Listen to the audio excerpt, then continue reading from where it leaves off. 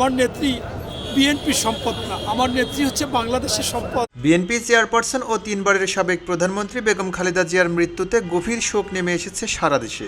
আপোষহীন এই নেত্রীর বিদায়ে যেমন রাজনীতির অঙ্গনে শোকের আবহ, তেমনি ঢাকায় চলচ্চিত্র ও শোবিজ অঙ্গনের তারকারাও সামাজিক মাধ্যমে আবেগঘন বার্তায় তাকে স্মরণ করেছেন।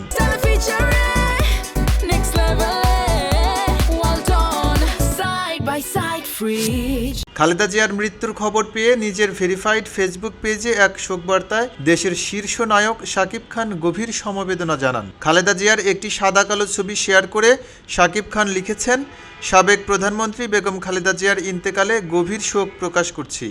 তার রুহের মাগফিরাত কামনা করছি এবং শোকসন্তপ্ত পরিবারের প্রতি সমবেদনা জানাই। শাকিব খান ছাড়াও বিনোদন জগতের বেশিরভাগ শিল্পী, কলাকুশলী খালেদা জিয়ার প্রয়াণে শোক প্রকাশ করেছেন। তাদের মধ্যে রয়েছেন হানিফ সংকেত, জয়া আহসান, অপু বিশ্বাস, শবনম বুবলী, পরিমণি, নুসরাত ফারিয়া, আজমেরি হক বাঁধন, রাফিয়াত রশিদ মিথিলা, কনক চাপা, মনির খান, দিলরুবা খান, সিয়াম আহমেদ, আশফাক নিপুণ, রেদন রনি সহ অন্যান্য তারকারা।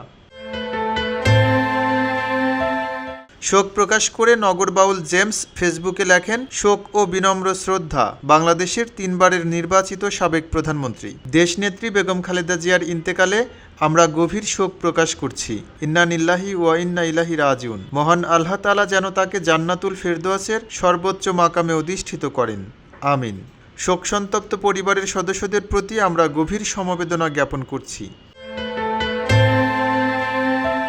গত 23 নভেম্বর থেকে এভারকেয়ার হাসপাতালে আইসিইউতে চিকিৎসাধীন ছিলেন বেগম খালেদা জিয়া।